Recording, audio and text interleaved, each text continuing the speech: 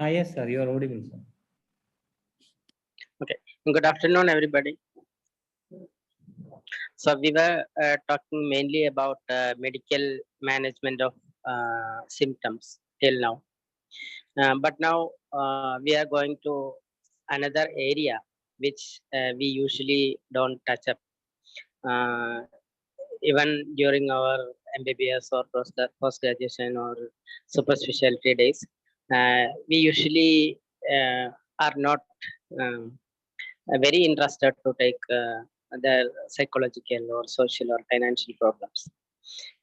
But if you look at the definition of health, it is not only not only covers the physical aspects, but it also covers the other aspects like psychological, social, and spiritual aspect. So um, it is important to consider the psychosocial aspects of each person for treating the person as a whole. Uh, s- Today, Mr. Mathew, who is our medical social worker, will be facilitating this session. So he has done his master's in social work, and followed by his postgraduate diploma in transplant coordination and grief counseling. Thereafter, he worked in a tertiary care hospital for 1 year and then joined us. And he is involved in looking into the psychosocial aspects of the patient. And we have seen that many of the patients have complex psychosocial issues. Mathew will give us more information regarding this. So welcome, Mathew, and it's over to you. Thank you, sir, for the kind introduction. So hope I'm audible. So can I start the screen sharing? Yes.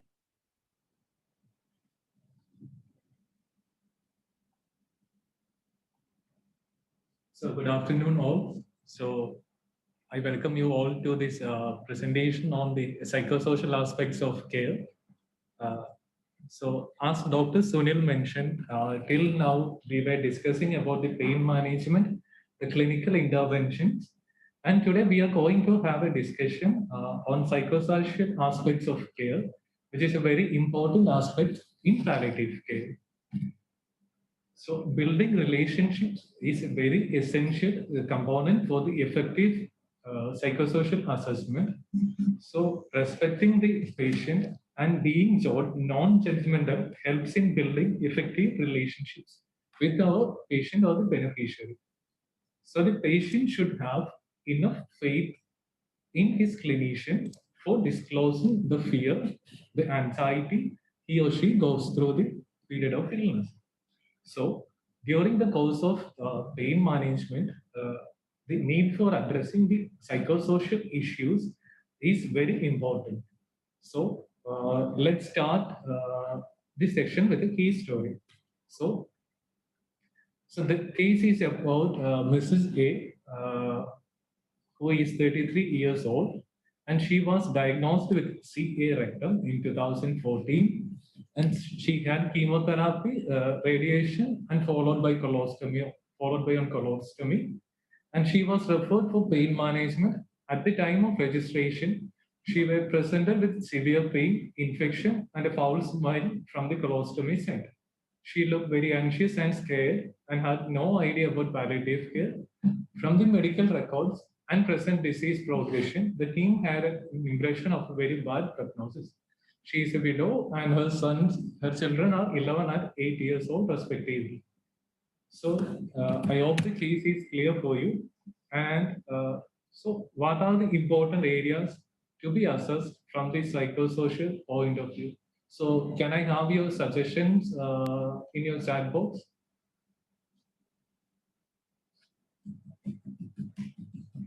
So could you please comment your views before going into detail?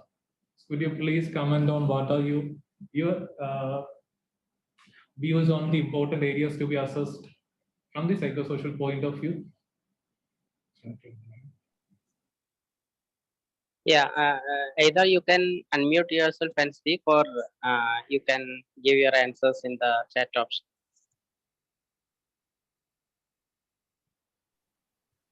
Regarding the psychosocial aspect, one is finance, whether this female is financially sound, because many of these people, they don't afford treatment because of financial issues. Mm. Absolutely, sir, you're right. So there are some answers in the chat.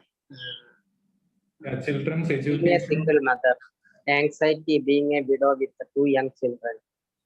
Total pain needs to be assessed. Children's education, worried about her son's future.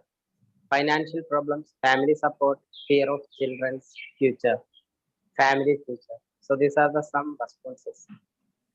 Thought about kids and their future, economic reasons.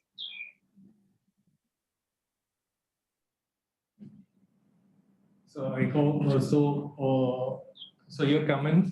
So all of them have commented on many of the important areas to be assessed from the psychosocial point of view. So as mentioned, the total pain is a combination of the physical, psychological, socio-economic, and spiritual issues, which you might have been covered in the past sections. So the physical pain reported by a patient will always be compounded by his or her current life circumstances. So the illness-related sufferings will be always more than the physical distress. So as clinicians, the responsibility is to as always assess the total pain. So you all might be familiar with the World Health Organization definition of palliative care. So palliative care always aims at the prevention and relief of suffering through impeccable assessment and together with considering the physical, psychosocial, and spiritual issues. So we are responsible for considering the psychosocial and spiritual issues of our patient or the beneficiary. So why is psychosocial care important in palliative care? So as the person in need of palliative care is living with a life-limiting or life-threatening illness, or the awareness of death, approaching that will always cause unique stresses and challenges. The stresses will be there for the patient as well as for the family members also. So, as you know, the serious illness will always disrupt an individual's thoughts, feelings, relationships, social and spiritual supports, financial stability, and spirituality. So, for a total pain, for addressing a total pain, we should always consider the thoughts, feelings, relationships, social and spiritual supports, financial stability, and spirituality. So a proper understanding about the beneficiary or a patient is a prerequisite and has a vital role in the process of providing effective psychosocial care. So the psychosocial care, so the understanding understanding of the patient or the beneficiary will be done through the psychosocial assessment. So psychosocial assessment could be set as an exploration process of gathering information about a person. So this is a crucial process. The psychosocial assessment will always be a crucial process as the selection of goals and the interventions depends on largely on what is being assessed. So the aim of the psychosocial assessment is always to identify the problem areas which results from illness and may influence the well-being of the patient and their families. So the assessment is an ongoing process. It is not a one-time process as the psychological needs of patients and families or caregivers often changes over the course of illness. So we need to maintain regular follow-ups and do the assessment at proper time. So we should be also what is needed in a proper assessment is a purposeful observations and purposeful conversations. So the sources of information of doing the psychosocial assessment will be always initially from the patient or the caregiver And always we will also be collecting information from the collateral sources, friends, relatives, neighbors, etc. Which I hope you might be aware that home visits are one of the major activities of Pallium India. So daily around 6 teams will be visiting our registered beneficiaries. So this the both of the pictures were captured during one of the home visit. So this was the first picture on the left was the road to the house of a patient who had a spinal cord injury. So the team, we only came to know about his condition when we visited him in his own environment. Like he used to come routinely to our OP for collecting medicine, but once the team went to his house, we came to know that the patient is suffering a lot to visit to the OPD. So home visits help us to understand the patient suffering. So the second picture on the right is the house of another beneficiary. So I think it's clear that you could see the roof is not proper. So this will always increase the suffering of the patients or the people who are living in the house. So the roof gets leaked, and which will always create a sense of bad feeling for the person. So we will only be able to understand the patient if we routinely or we visit the house visits. So this helps us to understand the patient in his or her environment. So the major components in an assessment for the psychosocial assessment is patient overview, insight, family overview, socio-economic overview, psychological overview, spiritual overview, and psychosocial overview, followed by developing interventions and plans on the basis of the assessment. So in patient overview, we will be collecting the basic demographic details of the beneficiary, the occupation before and after illness. Suppose the patient might be working before the accident, and he will not be in a position to do so after the illness, or he might be working as his occupation might change after the illness. And information about the primary caregiver and the relation with the patient is also collected. And then comes the insight. On the insight, we will be collecting information of the patient and the family about the diagnosis, prognosis, and palliative care. And in family overview, we will be collecting details of the family genogram. Genogram is a graphical representation of a family over at least 3 generations, which tells us about the structure, dynamics, strengths, and resources within the family. So the family dynamics is the pattern of interaction between the family members and the support system. Understanding the support system helps us to know the extent to which the family is in need of care, and history of any previous illness in the family is also collected. So about genogram was developed by Dr. Murray Bowen, and as I mentioned, it is a graphical representation of a person's family over at least 3 generations, which tells us about structure, dynamics, strengths, and resources. And the types of information collected in the genogram is the name, age, education, occupation, profile, and emotional relationships. And so these are the legends which we use to represent male. You can see male is represented using a square and female is using a circle. And the married relationships separated, divorced.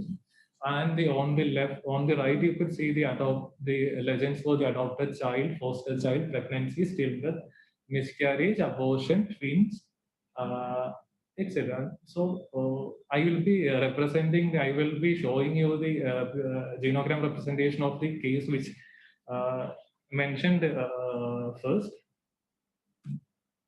So this is the emotional relationship. So emotional relation, the connecting lines, emotional relationships are the connecting lines which help us to understand how strong or weak the connection is. So we could understand the relationship between each member in the family.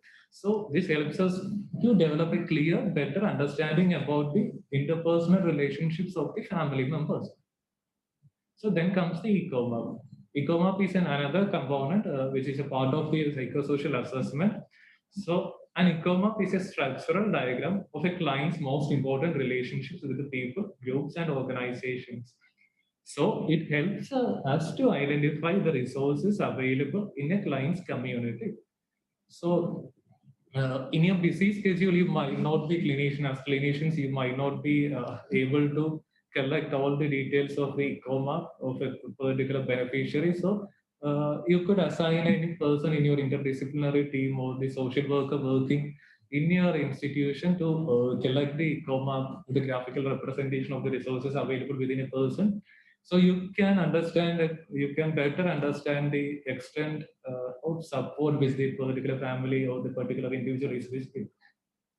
So this is an example of the genogram, ECOMA. So Mr. Greg is an adopted child of Adam and Louise and Michelle. And so the relationship, the straight line represents the positive relationships, uh, and the broken lines represents the relationship is teenage and stressful, and the arrows represents the energy flow. So if we look into the church, see, church has a stressful relationship with Mr. Adam, and whereas the church has a strong positive relationship towards Lois. And similarly, Greg has a positive relationship to his friends, small groups of friends interested in role playing, computer games, and they also have a positive relationship towards Greg also. And regarding the counselor on the left, the counselor, youth mental health specialist, has a positive relation, has a strong positive relationship towards Greg, whereas Greg doesn't have any relationship towards the counselor. And another component to be assessed is the socio-economic overview. And in socio-economic overview, we will be collecting the basic needs of individual are met or not. So as we know, the basic needs of an individual are food, clothing, water, and shelter. We will be ensuring, or we will be trying to understand the level to which they are availing the food, clothing, water, and shelter. Another element which we collect is the breadwinner, the details of the breadwinner, how much he earns, and who controls the finances. At many families, especially in India, the breadwinner will be one, and the finance controller will be the other, someone else. And also, we will be collecting the sources of income of the family members in the family. And while collecting the sources of income, we will also be collecting information on whether any family member lost their job due to the illness of the patient. And we will be collecting the existing debts of the family and the social support they are availing from the government or from the local financial supports. So many state government have implemented social support schemes for their people. So we will be ensuring that the particular individual is receiving or is availing the social support schemes offered by the particular state or by the central government. And also we will be collecting the information on the education of the children, and we will be also be checking any child in the family or drop out from the school or college or lose an opportunity for education due to the illness of patient. So this will help us to understand the impact the illness caused to a particular family. Also, we will be collecting information on the psychological overview, the psychological distress caused by particular illness, the emotional support availing by the family, or the anticipatory grief, which refers to a feeling of grief occurring before an impending loss or death, and the coping mechanisms followed by the family.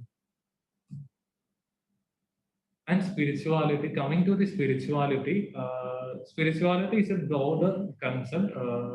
More of an individual spirituality is more, spirituality can be said as it is more of an individual concept rather than religious, and it is a having of sense of peace and purpose. It will be different from one individual to the another individual. So in spiritual assessment, we will be assessing the connection, the meaning of and joy, the strength and comfort, and the hopes and concerns of an individual. So in connection, we will be, while assessing the connection, we will be asking questions like, who are the person or communities you look to for support? What role do they have in your care? Do you have an image of a power greater than yourselves? Has your life situation now affected your feelings about yourselves, your faith, or your relationships? And in the meaning and joy, we will be asking questions like, what has been more important in your life? What are you most thankful for? What makes or has made you happy? And in the strength and comfort, is there anything that is comforting you now? What helped you get through difficult times in the past? What is your source of strength now? Hopes and concern. Is there anything that you hope for? Is there anything that left unfinished? So while assessing the spiritual needs, we will be able to understand a person in his own. So this will be different from one individual to the another. So, and another part of the psychosocial assessment is the psychosexual assessment. So before going into the psychosexual assessment, we should ensure good rapport between the patient or the family, because especially in our country, the sexuality or sex is one among the least discussed topics. So in sexual assessment, we will be assessing, or we will be collecting information on the current interest for sex among the partners and their relationship quality. And also we will be collecting information on how illness impact the sexual intimacy among the partners. So coming to the next part, so that is all about the psychosocial assessment. And an illness, a life-limiting or life-threatening illness may cause social impacts for the family, such as the dependency.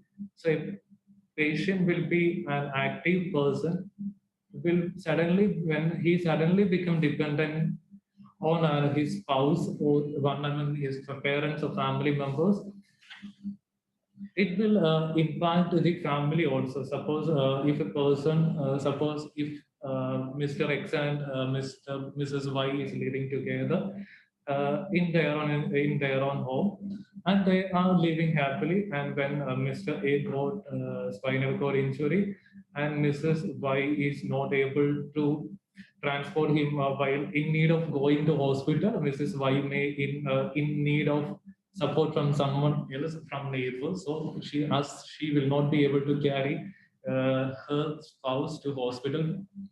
So she is in need of in neighbor support. So dependency will increase. So the financial instability will be causing.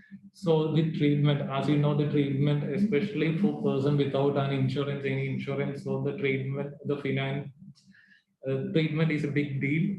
So it will cause life-limiting or life-threatening illness, will obviously cause the financial instability, lack of social support, as the person in palliative care needs a long time care and support from his family and from the community, and many people will not be willing to support the family for a long time.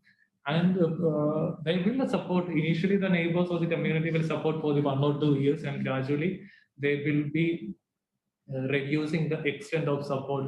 Because while doing assessment, even many people have shared to me that so the neighbors was supporting for the initial 2 years or 2 or 3 years, and now nobody is there to nobody is even there to come and talk to me. And they are saying that earlier they were supporting with finance and with food and everything. Now no one is yet coming to my home for just a 5 or 10 minutes conversation. So the social support will gradually reduce by the course of time. and the debts.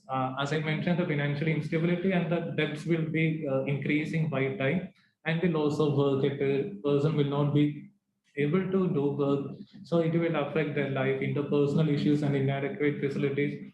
Interpersonal issues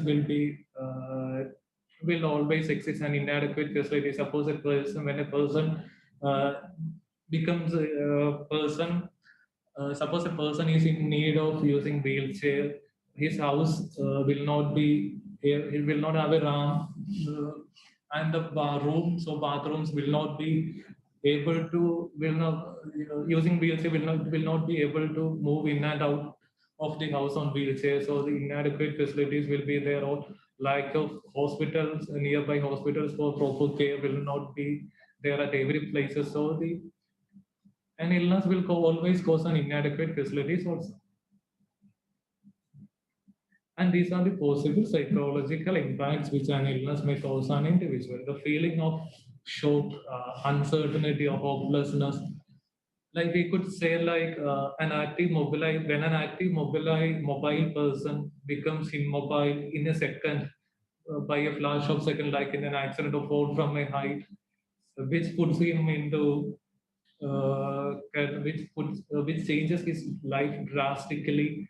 So it will obviously create a shock for a particular individual. Uncertainty, the person will be has no idea on what is going to happen next, and so the hopelessness, the realization of being immobility, losing all his hopes and dreams, will obviously cause a psychological impact on an individual.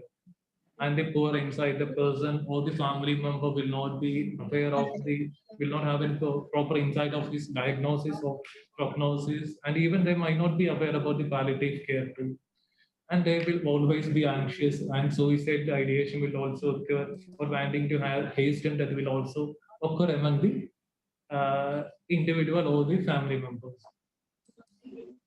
And they will always be poor coping with the illness. And the psychosocial and spiritual suffering is real, but it would not be difficult, but it is difficult to recognize and treat. This can manifest as physical complaints, as many people would not be willing to share the psychological or the psychosocial or spiritual issues they are going through. So this will not, many people will not be disclosing the information, there is the stress or the psychological or social issues they are going through. So this will be difficult to recognize. So what we need to do is building effective relationships, like I mentioned, building effective relationships. So making a faith in our patient or beneficiary, that we will be hearing, that we are there for them to hear the psychosocial or the spiritual sufferings they are going through. So this is the genogram of the case which I have mentioned at first. So Mrs. A. So she is married to Mr. A, and they have two children, which are studying in 6th standard and the 3rd standard, and they have a stressful relationship. They have a stressful relationship with Mrs. A, have a stressful relationship with Mrs. B, and Mr. and Mrs. B.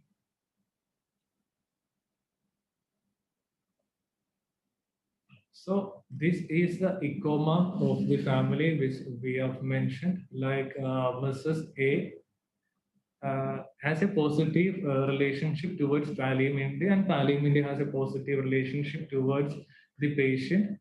And the local volunteers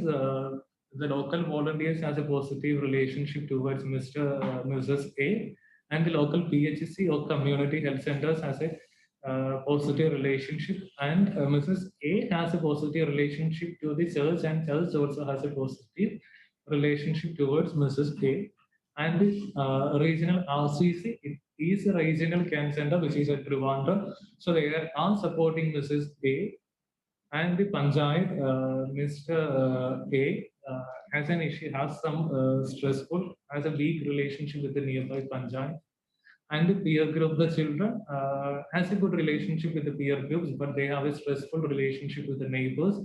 And regarding the school are supporting the children very well. So when we are exploring the systems within a family, the systems or the community, the resources available for a family, we could understand clearly the available resources for the family. So this is the total pain of the family, which we have mentioned, which you have such a of Mrs. A. So the physical pain, the factors contributing to the physical pain are uh, the physical pain of his cancer and the discomfort due to colostomy bag, fatigue, body image issue, and the body image issue due to being on colostomy and the lack of sleep, and the psychological issues as some have mentioned, like the anxiety about future, anxiety about children, unclear about the prognosis and palliative care. And she also presented the suicidal ideation, isolation and stigmatized from the family, and the grief.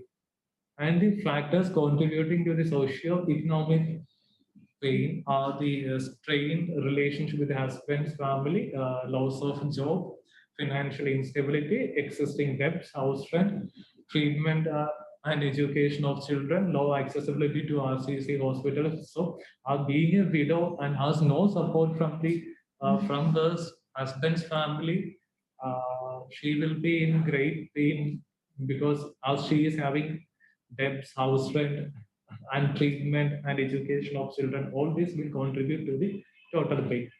And coming to the spiritual assessment, she was in extreme spiritual distress. Why all these sufferings? Why this happened to me? And she even lost the faith in God and the loss of connection with the family, friends, and community. She has disconnected all her relationship with the family, friends, and community, and she was isolating herself, and the loss of interest in pleasurable activities and low hope about life. So all these factors together can be said as the total pain of Mrs. A. So can I have suggestions on how we could address the psychological or socio-economic issues of the Mrs. A? You can use the chat box, so you can unmute yourselves and share your ideas on the psychological and socio-economic issues on how to address how we could address the psychological and socio-economic issues. Can I have your suggestions, please?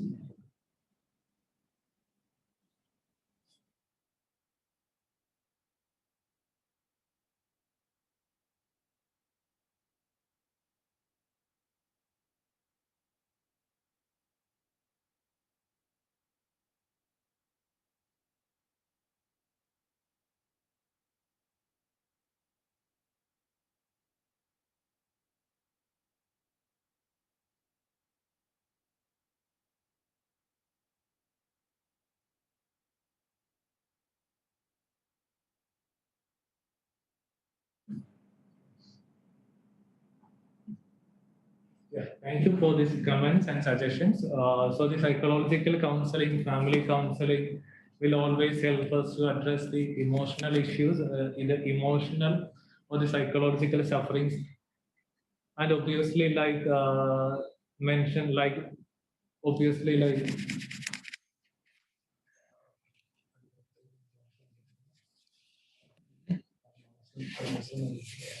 financially mentioned. And responsibility, she has a great concern on the response on the children's education. We could address the education support, and like someone mentioned, the financial aid, providing financial aid for the treatment, for the visit to hospital. So all these would help us to reduce the suffering, the psychological and socio-economic suffering caused by Mrs. A or by a particular individual. So So these are the general interventions which we could do for addressing the psychosocial issues of a particular individual. The general intervention, family meetings, meeting of the family, meeting the individual in the family will always help us to understand the person in his or her environment. Psychoeducation to the individual and to the family members, and regular follow-ups. Like Dr. Sudha mentioned, maintaining regular follow-ups will always create a feeling, will always help us to build effective relationships, which will be helpful for both for the patient and for the family members. And government schemes, we will be ensuring that the person is availing or the patient is receiving all the government schemes which they are eligible for. And we will always be linking with community resources, with the available community resources. We should always try to mobilize the resources within the community of an individual. And physical rehabilitation, we could provide training on how to use wheelchair, how to transport. If he is capable, we could teach him on how he is able to transport himself or herself on wheelchair. We could provide physical rehabilitation, possible physiotherapy support, regular physiotherapy support, which could improve the quality of, which could improve his or her condition. And the economic or vocational rehabilitation, we are providing varieties of vocational rehabilitation for our registered beneficiaries and supporting counseling. All these could improve to reduce or to address all these will help us to address the effective and help us in effective addressing of the total pain and individual cost. So if you have any more additions, could you please comment it on the chat box? Can I have your suggestion? Any more additions? Can I have it on the chat box, please?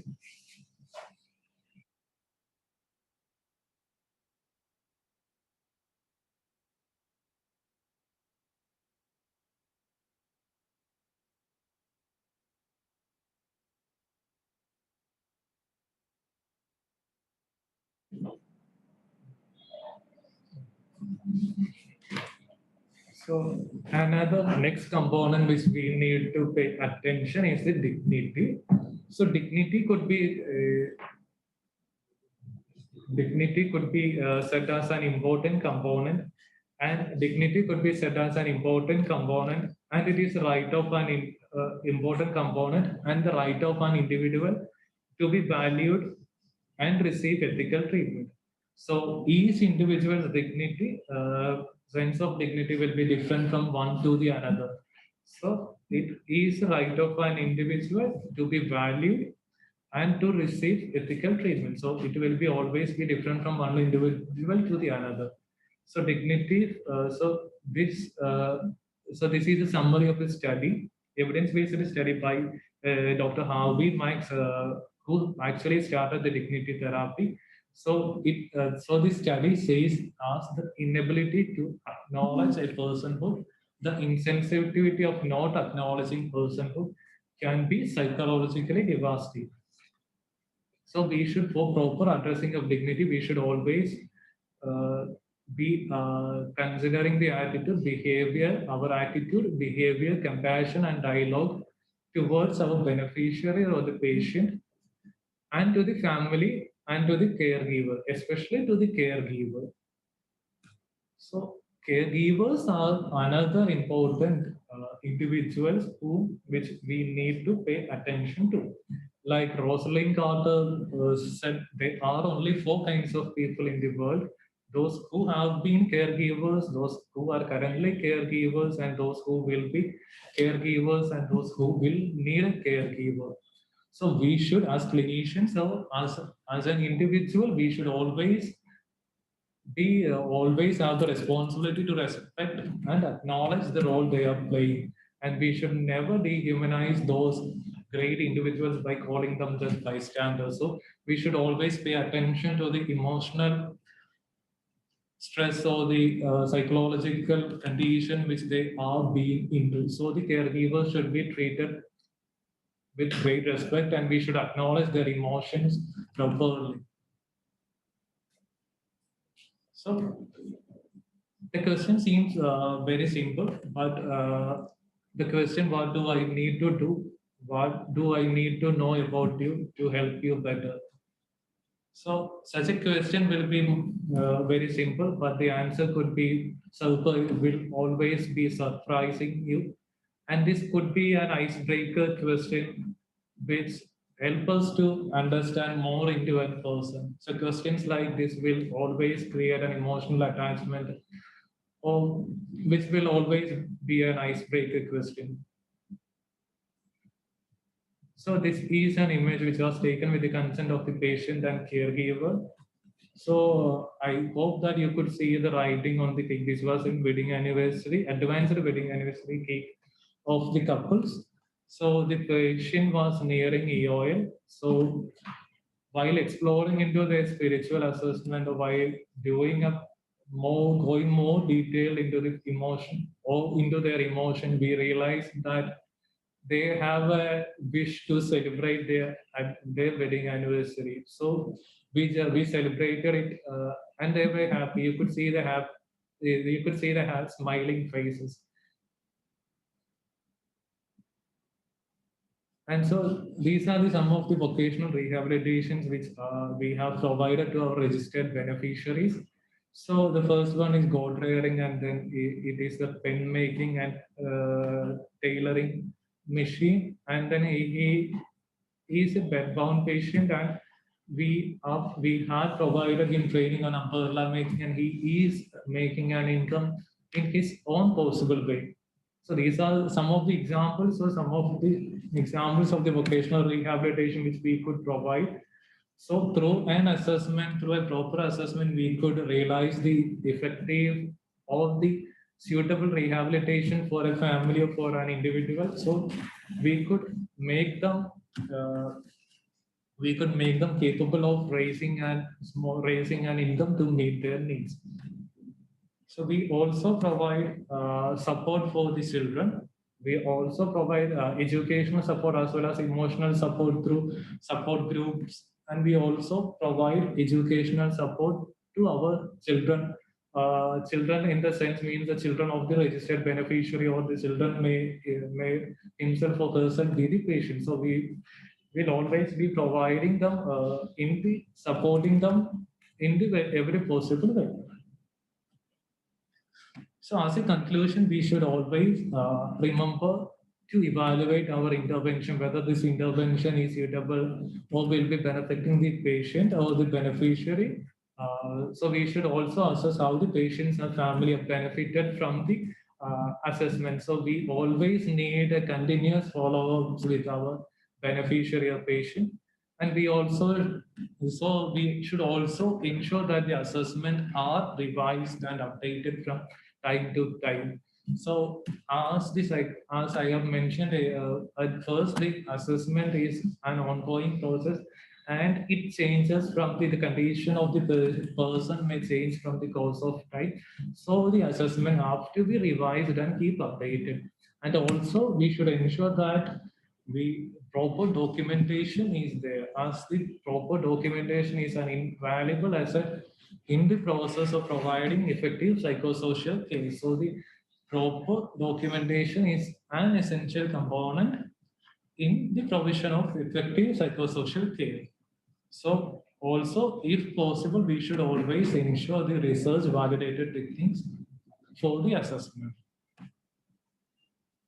So as a conclusion, as an ending, I would like to end this presentation with a quote put forward by Dame Cicely Saunders. As you might know, she is the founder of modern horse rice movement. You matter because you are you, and you matter to the end of your life. We will do all we can, not only to help you die peacefully, but also to live until you die. Thank you.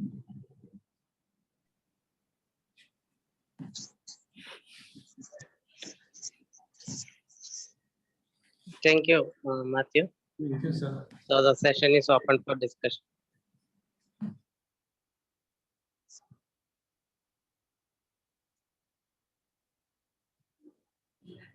So if you have any suggestion, you can unmute from yourself, your end, or you can put in your chat box, please.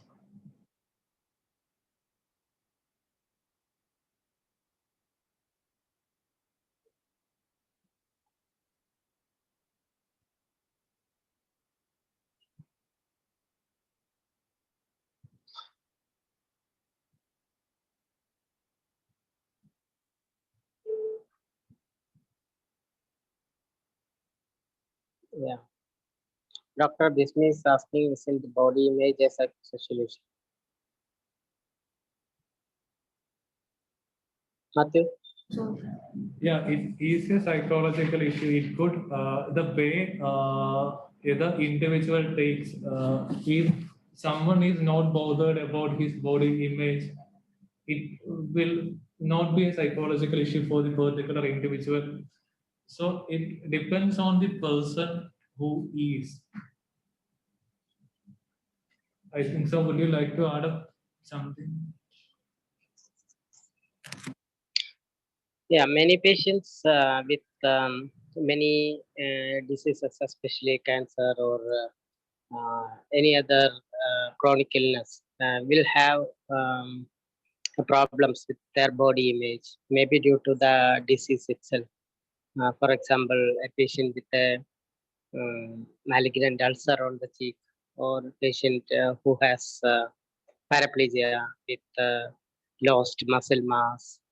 So they will obviously they will have problems with that, which is an important psychosocial issue for the patient.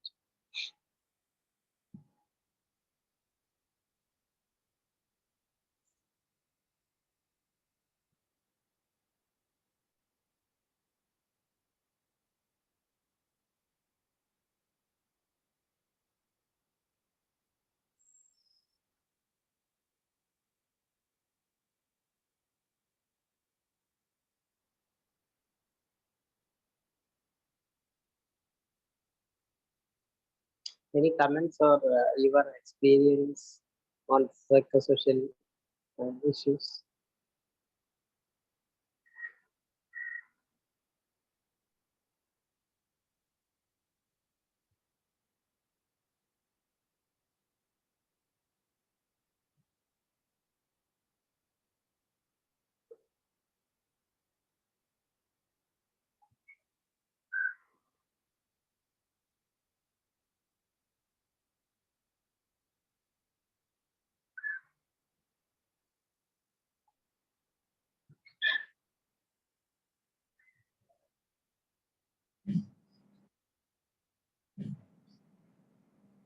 Yeah, Dr. So Abir says most of the issues come across as financial problems. yeah, right, Dr. Abhi. Most of the most of the patients who are in need will be suffering or will be having financial issues. So the possible thing which we could do is to link with the existing resources.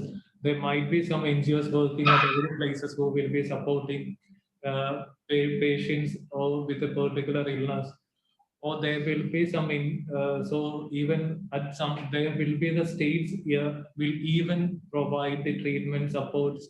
So what we could do is we could identify the existing supports or the supports which through which the support to which we can link the patient or the beneficiaries.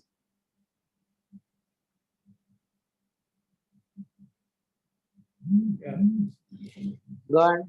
Mathew, can you talk about some government aids which can be helpful for patients?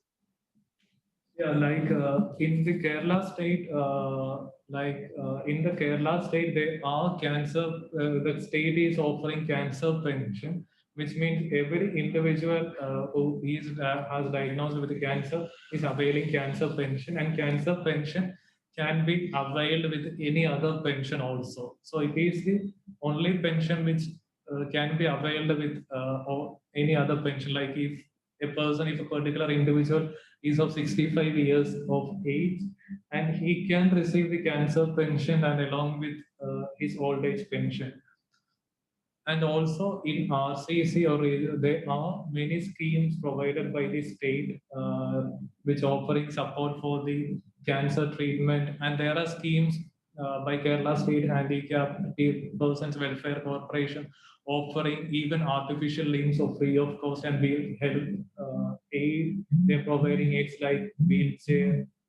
So explore, I think each person in the respective state, people in different states are there. So if you can approach the social justice department or the social security department of your respective state, you can have adequate information on the possible schemes or services through which you can refer your patient through.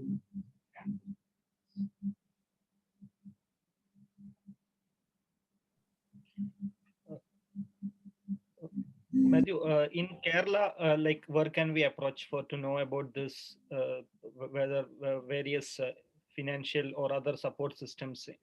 So you can refer to the Social Security Mission website, the Social Justice Department website, or even RCC website. I think I will give you the site along with the resource material of this particular section, sir. I can ask the technical team. Okay, if you could share it in the group or in the chat. Because I will share it with the respective course in charge, the links through which you can access the supportive systems existing in Kerala. Thank you. Thank you, sir.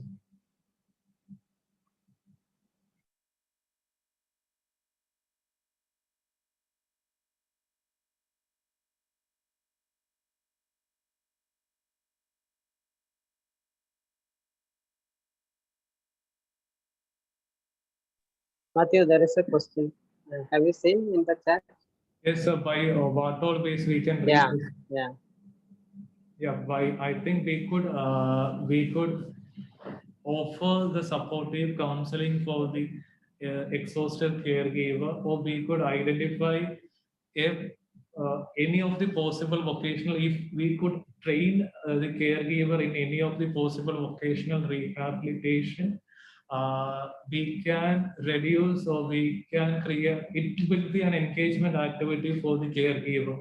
So like if the person is able to do the goat rearing or in poultry rearing, we could offer such kinds of any of the assistance. So it will reduce the stress which a particular caregiver is going through. Or we can even continuously do follow-ups, regular follow-ups with the caregiver. And if we a better conversation or a long conversation with the caregiver will help us to explore more into the concerns of the caregiver. What are the concerns? I think we should understand the concerns of the caregiver, and addressing it will reduce the exposure made by the caregiver. So, Okay. So if a patient is chronically ill and bedridden for many years, then the caregiver will be actually burned out. So it is known as caregiver burnout. So all the aspects like physical aspect, psychological aspect, social aspect, financial aspect, all the aspects the caregiver will have problem. So we have to consider all these areas. So for the physical problems, she or he was taking care of the patient for a long time. So we have to give the caregiver some rest, for which we have to admit this patient to a place where they can get respite there, so that patient is taken care of by the hospital or hospice nurse, and caregiver can just relax and can go and attend the social functions and things like that. And then for the financial problems, we have to do something like vocational rehabilitation, or the psychological aspect has to be taken care of. So these are something which we have to take care of.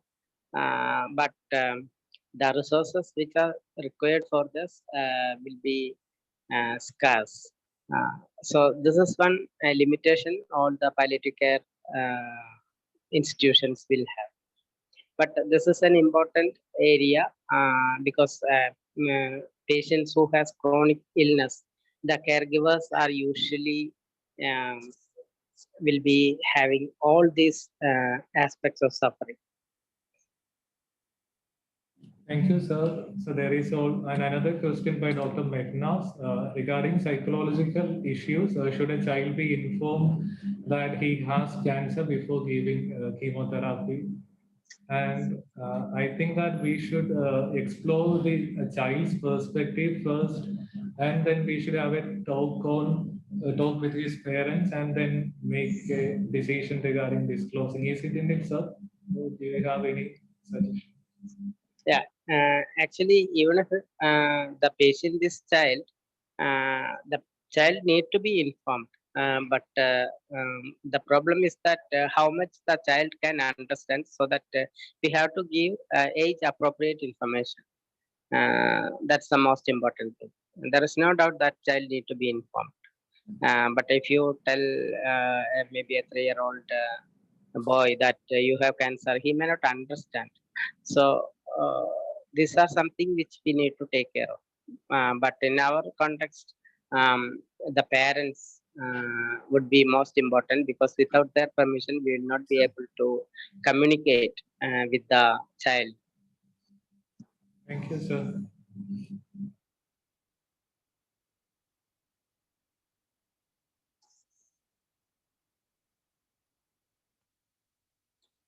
So I think we can move on to the patient story. So which will be presented by Dr. Mehnas.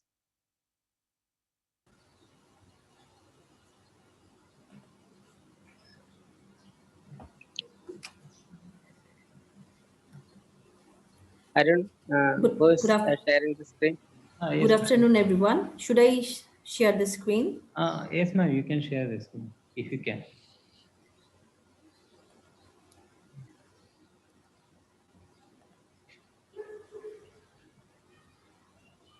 It's showing host disabled participant screen share. Just a minute, ma'am. Yeah.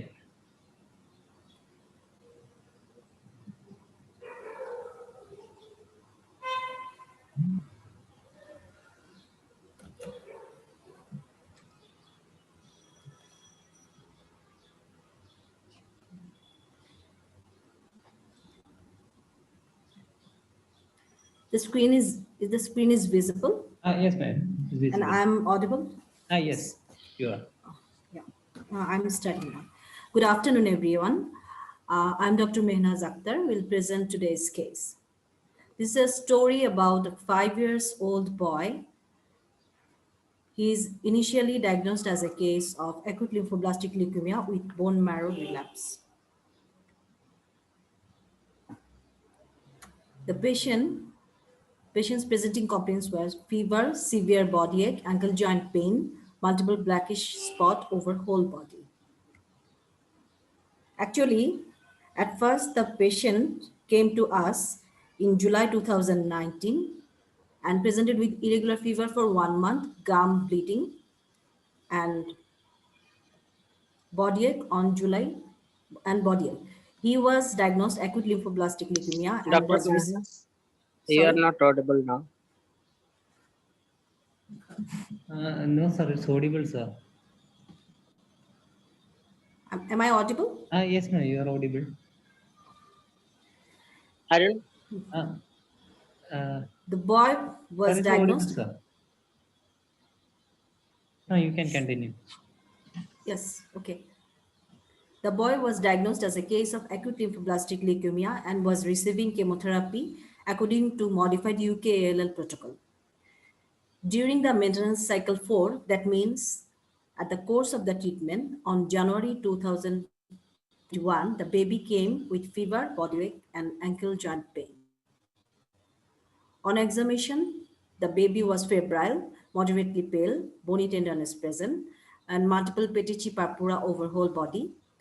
And lymph node examination revealed cervical group of lymph node enlarged. Liver was just palpable, and tenderness over both ankle joints was present. Grade 4/5. Right ankle joint swelling and unable to move the right ankle joint. Patient was at first diagnosed as a case of acute lymphoblastic leukemia and received chemotherapy according to modified UKALL 2003. And after 1.5 years, during the maintenance cycle 4, the baby came to us again with body ache, fever, and ankle joint pain and swelling. And we suspected him as a relapse case. And after suspicion, we did the complete blood count, which revealed the low hemoglobin. The boy was neutropenic and thrombocytopenia. Thrombocytopenia was present. And we did the peripheral blood film study that revealed presence of blast. And we also did after getting the blast, we did the bone marrow study, and we got 60% blood on the bone marrow slide. And we also did CSF study, and there was no blood in the blast in the CSF. So regarding the psychosocial aspects, he's a 5-year-old boy, first issue of his parents. He has a younger brother. Father is a car driver. He was continuing his son's treatment with his savings and taking help from social welfare and private loans from relatives. His mother is a housewife and she also took some loans from her relatives too. At first, when they heard their baby developed blood cancer, they thought they will lose the life of their first beloved child. But as after induction therapy, MRD report was negative, they found a hope to getting back their child's life. And so they are continuing the treatment. But this time, when they heard that their baby have relapsed, with a heavy heart, his father said, "Doctor, the disease came again, and now there is no hope that my child will survive. I think now there is no hope for my child now." I was so sad and shocked to hear these words from his father. We counseled the parents about giving the protocol for relapse. We had 2 options. The boy was getting regimen A protocol, that means low risk protocol. So we had to shift him to regimen B, or to give the UKALL R3 regimen and allogenic bone marrow transplantation. But they didn't agree, as because they don't want to give their child more pain, and also they could not afford to give chemotherapy again. So after discussing with them and according to our decision, we have planned palliative chemotherapy for the patient. And for the pain management, we gave him opioid tablet morphine at morning, 10 a.m., 2 p.m., 6 p.m., and 10 p.m. with double dose, and along with laxatives daily. So for main concern for this patient, bone marrow relapse during maintenance cycle, whether to start aggressive protocol for relapse, management of pain, financial issues, psychological state that there is no hope for the baby. And if I summarize, this 5-year-old boy diagnosed as a case of acute lymphoblastic leukemia and receiving chemotherapy. During the chemotherapy, after 1.5 years, the boy came with bone marrow relapse. Father is a car driver, was managing financial issues, borrowing from relatives and social welfares. They are unable to continue treatment for relapse protocol and not willing to give extensive therapy. So now the discussion points. For management of pain of the patient,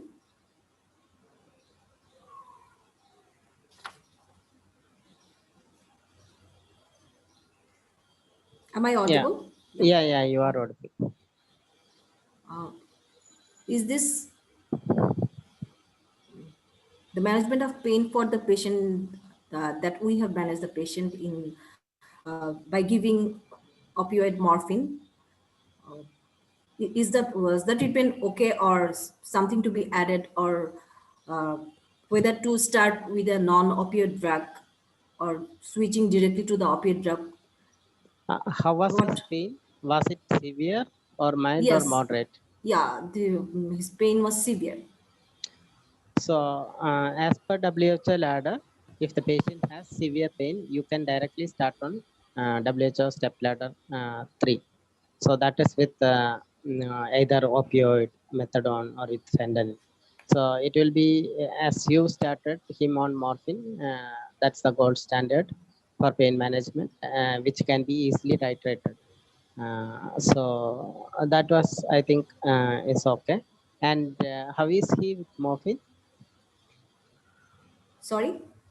How is he with morphine? How is his pain?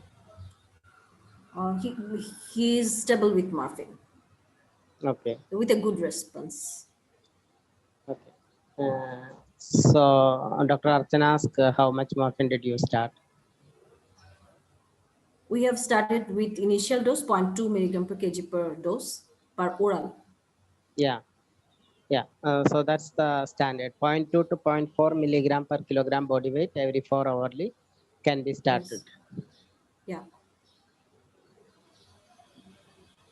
So if he is comfortable with morphine, let him be on that. Okay. He is comfortable with this Yeah. dose. Anybody has any other opinion?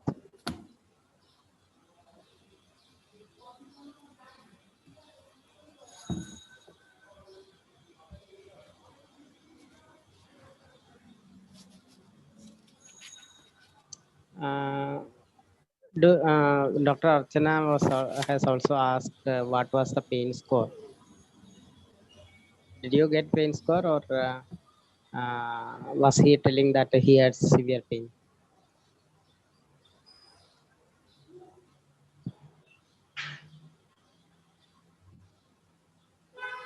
Sorry? So now there is a question. What was the pain score of this patient? Um, According to non-verbal facial scale, Hmm. our grade was 4/5. Okay. Okay. His grade was 4. So that was Wong-Baker's facial scale. Yeah. Okay.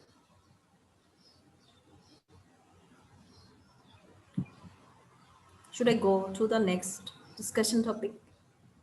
Yeah, there is another question. Should we have to add paracetamol and tramadol along with morphine? Yeah, somebody can answer this question. Do we need to add paracetamol and tramadol along with morphine? Paras- His pain was not controlled with paracetamol, and tramadol, the patient is 5 years old, and tramadol is not safe at this age. Okay. We don't use below 12 years Yeah. tramadol for Uh, below 12 years. yeah. So as per WHO, for children for treating pain, there is no second step.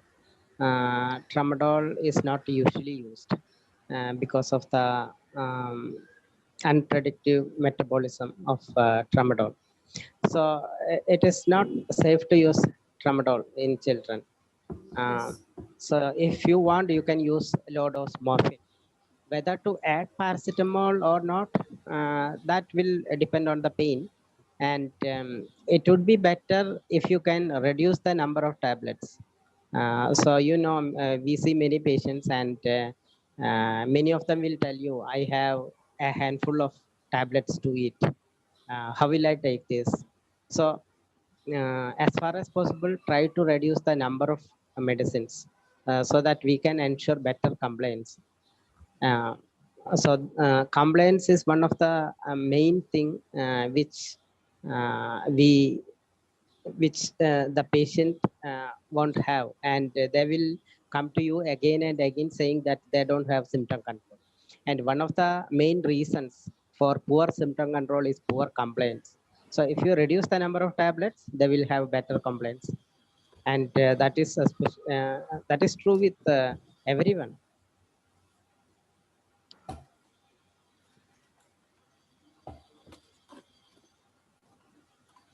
And tramadol, if the patient is on morphine, which is a strong opioid, so you don't combine a weak opioid like tramadol with morphine. So we need not combine opioids, which is a strong and the other one is a weak opioid. So that combination is not useful. So it is not a good practice to combine a weak opioid with a strong opioid. If you need, you can increase the dose of strong opioid. Don't add a weak opioid.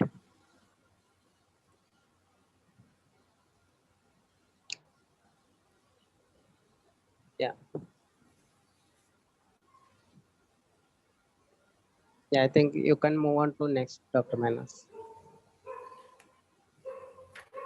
Next is the psychological stress of the parents.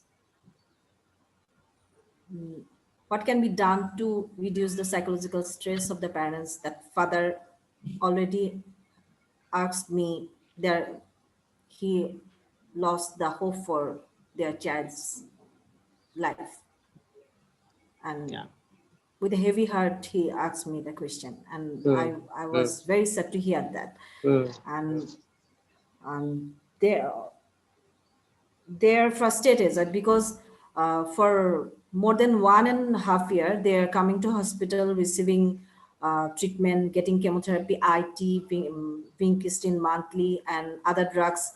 And when patient gets fever or fever neutropenic, they had to get admitted. So it's a difficult journey. And after all this, when they are getting a hope that their son is getting to be cured, at that time, when they have heard that there is a relapse, the disease came again, it was hard to listen or hard to believe or hard to take.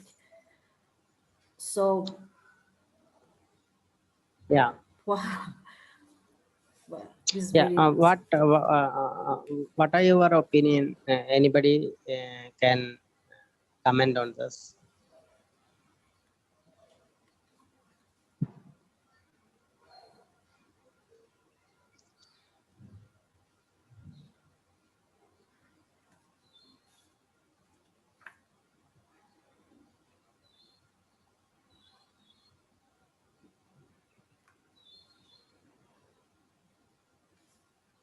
It's a very difficult thing to consider, but maybe we can just counsel them, and maybe we can just put some examples of the patients who had a recurrence and a relapse and then who has been got better later.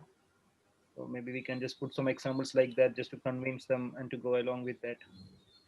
And from our side, we also think how much it will be affect the child if we continue the treatment, which will be better for the child also. Okay.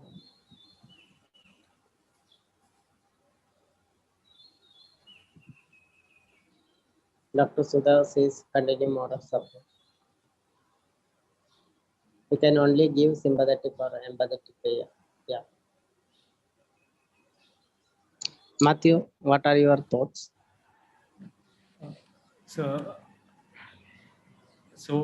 if there, sir, my suggestion is that if there is any possibility of creating any support groups with parents of similar illness, if there is any possibility of forming a support groups of similar patients with similar, or parents of children with similar illness, so this could help to reduce the stress of the parents as they could share in between among each other, and this will create a positive impact among the family member, among the parents, and they could also keep informed about the conditions and the conditions of each children, and they could also effectively be managed symptoms.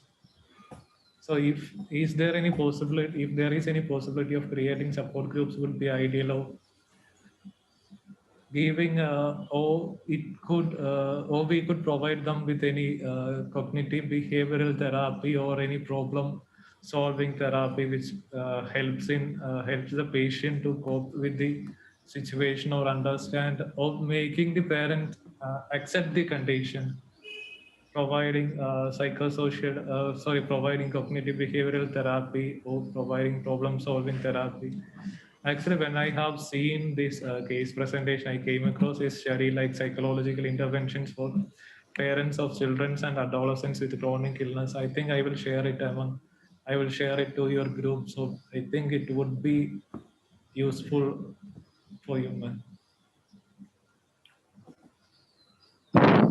Yeah, I think the most important thing will be, as somebody told, continue to listen to them, because it is not in our hand to make them accept the child's disease, because it's their beloved child, and it will be difficult for parents to come into terms when a 5-year-old child is diagnosed with a relapse. Um, so we will continue to listen to them. Whatever they want to tell, let them tell, and we can do whatever possible from our side. We can't make them to accept the diagnosis or the prognosis of the child. Uh, we can tell them, but it's their, we don't know when we go through some emotional reactions, especially in the nature of this bad news. They will be going through many stages, which I think we have already discussed, like denial, anger, bargaining, depression, um, acceptance, etc. So they may not come to a stage where they can accept the disease.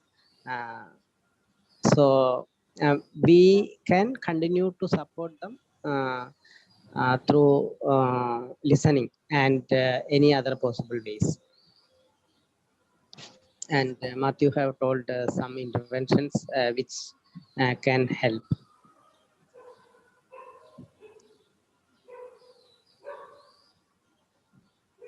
Yeah, giving up them an assurance that we will be there for you, or we are there to listen, might be helpful, which will be reducing, or they could have a thought that we address the condition. So giving an assurance that we will be there for you. Yeah, and another thing would be, as Dr. Avanish says, treat if possible, listen often, and comfort always. That will be, Yes, I sir. think that's what we can do, because the child is in pain, and maybe he will have other sufferings. So if we can provide him with comfort for the physical problems, and if we can discuss with the parents uh, what he wants to do and things like that, that will make the parents comfortable. uh, that's what I think. Yeah, explaining all the palliative care plans. Being palliative care doctor need good teamwork, yes, of course. And what can be done for the financial issues? So if the hospital or if the treating hospital could give any concessions, uh, we can refer. So as a treating doctor, a particular clinician can recommend to the hospital for any consideration, financial consideration, or you can approach your state government or their local bodies for seeking financial help. Or we can just have a look on whether there are any NGOs working in the sector for providing the financial support or any other support to people with similar illness. So this might help to address the financial issues of the family.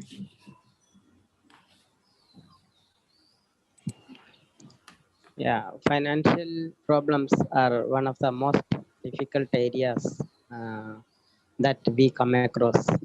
And what can be done as something which will be depending on the institution. We will, all the institution will have a scarcity of resources. So maybe if we can find out the community volunteer who can also support the patient and family will be good here. So the community support is going to be the better part of support if we can find out somebody, because there will be many people who will be willing to help a child and his family.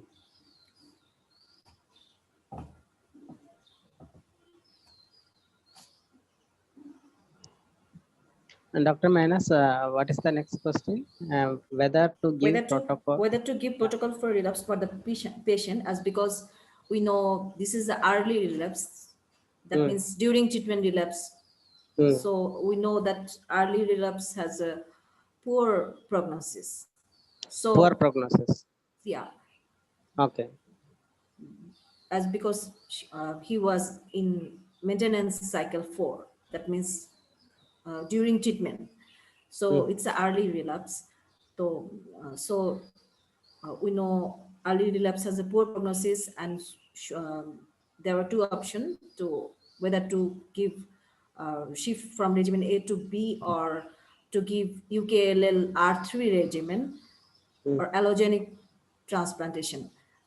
So if we go to chemotherapy again with the extensive chemotherapy,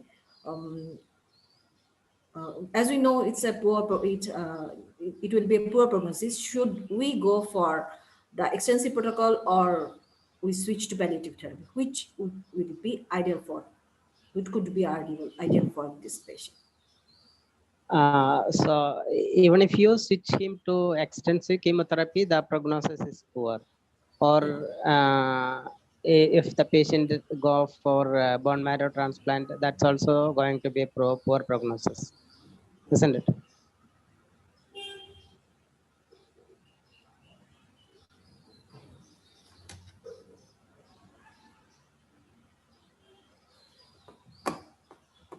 Dr. Manas? Sorry? So I was interpreting what you were, you have just told. So I don't know whether am I telling correct. So you told that the extensive chemotherapy is not going to be good for the patient. Am I right? Yes. And bone marrow transplant, it's also not going to be much beneficial.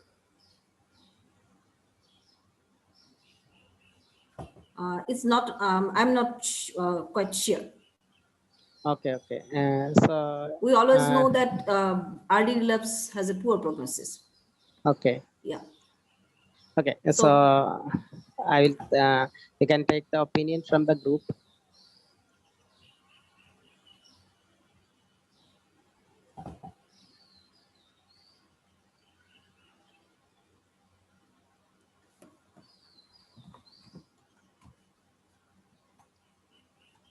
So anybody want to comment on this?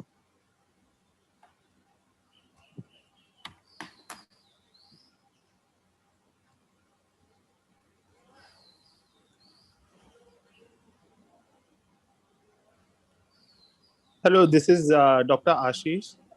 Yes, Ma'am, I just want to confirm one thing. See, I'm not a medical oncologist, but I have worked in cancer therapy research for quite a lot, around 5 to 6 years. So what I can suggest is, or what I would recommend anytime is to check once on the Cancer Therapy Advisor website, because there are a lot of updated protocols available for, patients with extensive diseases, or patients requiring such therapies which are very much kind of skeptical that we are not sure what should be started. So that is very much helpful because it gets updated often. So that's one thing. And other thing would be only palliation that I can think of in this particular state.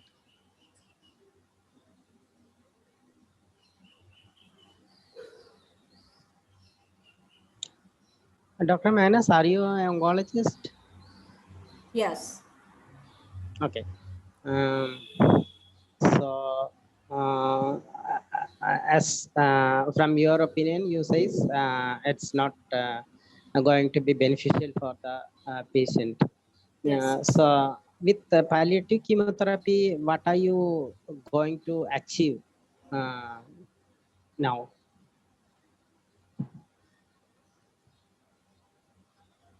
From palliative treatment, what we are going to achieve. Yeah. Yeah. We are going to have a comfortable and I meant comfortable. palliative Yeah. chemotherapy. I believe now he's receiving palliative chemotherapy, isn't it? Yes. To keep him better. So I don't know anything about what can be done from an oncological point of view, but you are an expert in this, and you says that extensive chemotherapy is not beneficial for the patient. So I think what you are doing can be continued. That's what, but this you have to discuss it with his parents and tell them that it is not going to be beneficial with extensive chemotherapy, which will make the child more weak and will cause more suffering. And with the concurrence, I think you can continue with palliative chemotherapy as long as it is going to be beneficial for the child. In case of bone marrow relapse, we have to give another extensive protocol, UK-ALL R3 regimen, and then go for allogenic bone marrow transplant. But in our in a country like Bangladesh, it's not possible. Yeah. So if you tell the parents that, okay, if you go to India, there is, or to some other country, there is good treatment. Things like that is not going, if you communicate it to the parents, that is not going to be good, because then parents will think that, okay, because we are poor, we are not, we will not be able to afford the cost of treatment, and because of our problem our child is going to die. So these are going to be more creating more problems for the parents. So I think better to treat with what is available in your country and make him as much as comfortable as possible. That's what I think you can do in your situation. Okay.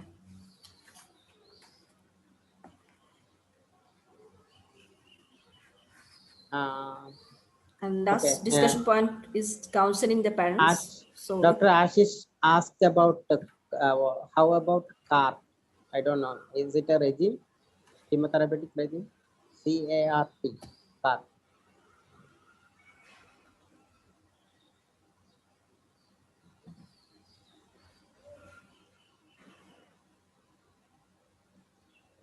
Dr. Ashish? it's not. Yeah.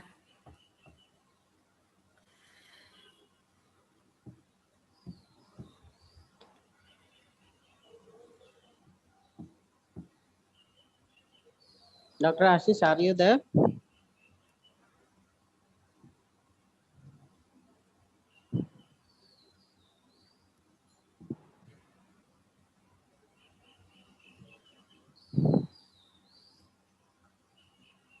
I think Ashish is not here.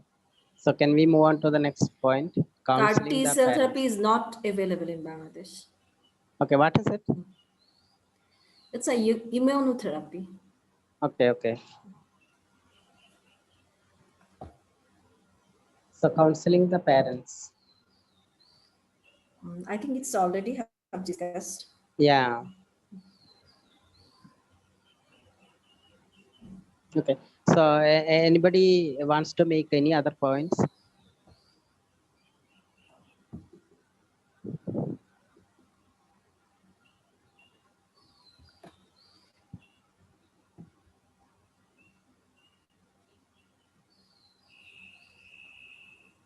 What does the child know about the disease?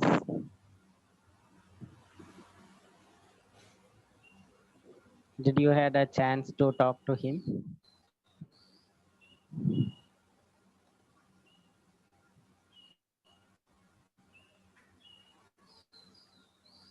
Any other child? Sorry. Now, I'm asking whether have you had a chance to talk to the child and find out what the child knows about his disease?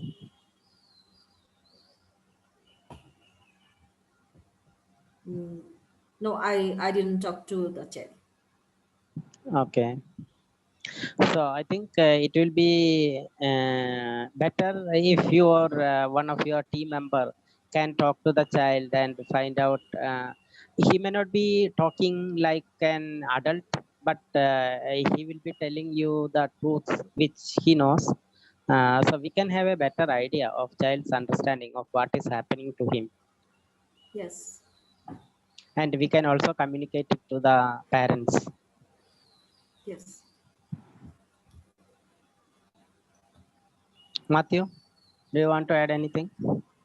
No, sir. I think we should analyze the perspective of the child first,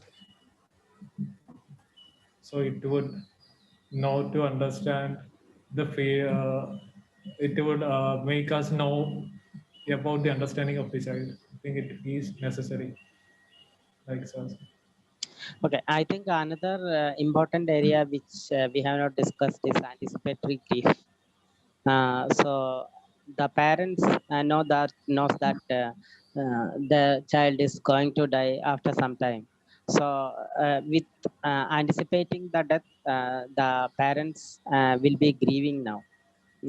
So that's an area, and another important thing is they have a younger child, and that child's care is now going to be disrupted. So we have to look into that aspect also. Yes.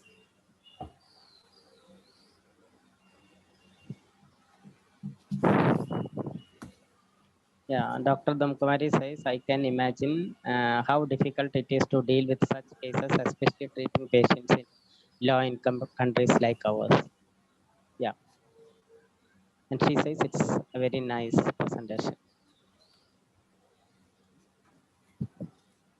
Thank you.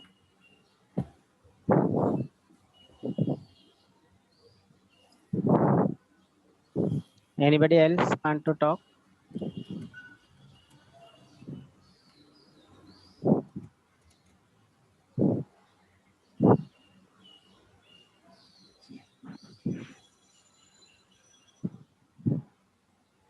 Yeah, Dr. Geeta Rana says, congratulations, Dr. Manas, representing the premier medical college in Bangladesh.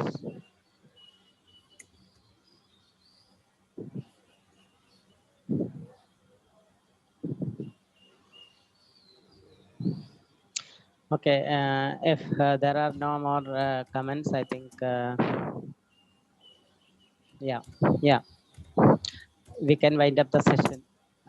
So thank you, Mathew, for enlightening us with the importance of psychosocial aspects in patient care, which has a very important role to solve the total suffering of the patient and family.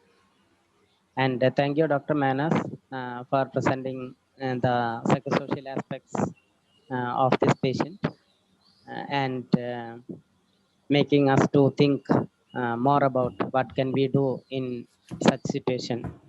So thank you all. Sure.